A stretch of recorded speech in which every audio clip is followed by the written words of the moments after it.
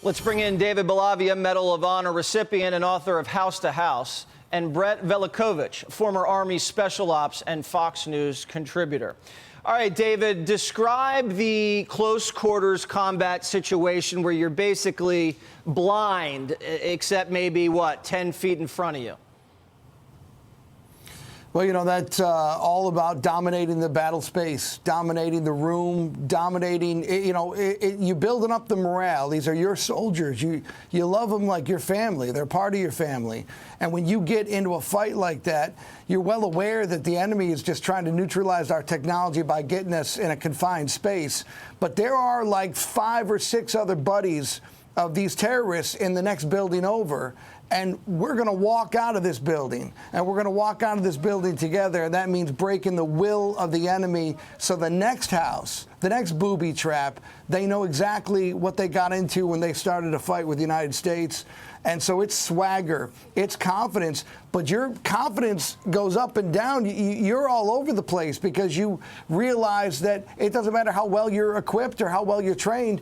You got a machine gun in front of you, and they're rattling off rounds at point-blank range. So it's what you're fighting for, the people you're with, it's your training. But there's something, the secret sauce is the NCO in an infantry fight, and the NCO in the infantry that is constantly pushing his subordinates and dominating the battle space. What are the biggest lessons that the United States military learned from somewhere like Fallujah? Well, you know, the enemy thought that we wouldn't take the fights in the Pacific campaign, and they guessed wrong in against the World War II generation.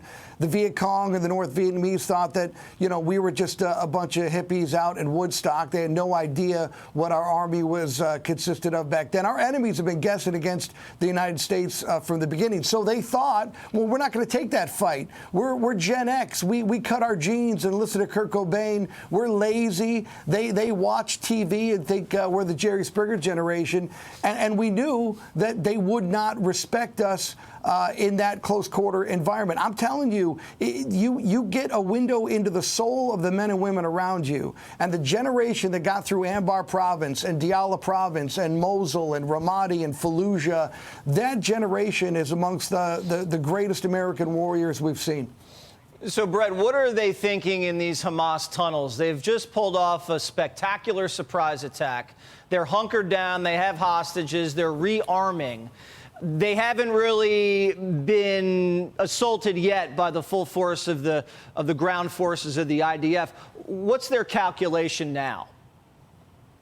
Well, I think they have to expect Israel to respond grossly disproportionate this time and over the top, because this surprise incursion can never happen again. And I think we're going to see from the Israelis this time when they go into Gaza, it's going to be different. Their forces are going to go take their time. They're going to go block by block. They're going to go through these tunnels meticulously. The military operation, it has to focus on restoring deterrence. And, you know, I'm already seeing some public calls for ceasefires from various groups who are demanding the Israelis already only within a week of this disgusting terrorist attack stop their response, and that the IDF have already gone too far with just these retaliatory airstrikes in Gaza, which I find absurd. You know, typically when they've gone into Gaza territory, after a few days, this international support fades. There's demands for a ceasefire. You know, they get this worldwide pressure to stop. But I've said it before, and I'll say it again. Stopping the IDF's next military action would be a major mistake. We need to back them. As Americans, we need to give them the time and space to crush Hamas once and for all. This is a group that only understands strength. And when the Israelis did nothing, look what happened to them.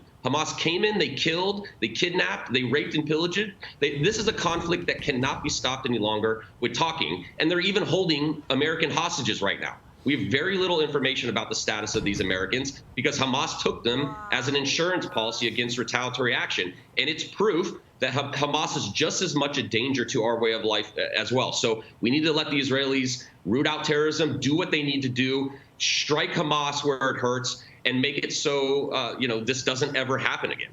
I agree. You got to let them go at it. It's the only way you're going to get complete and full victory here. Brett, David, thank you guys so much. Hey, Sean Hannity here. Hey, click here to subscribe to Fox News YouTube page and catch our hottest interviews and most compelling analysis. You will not get it anywhere else.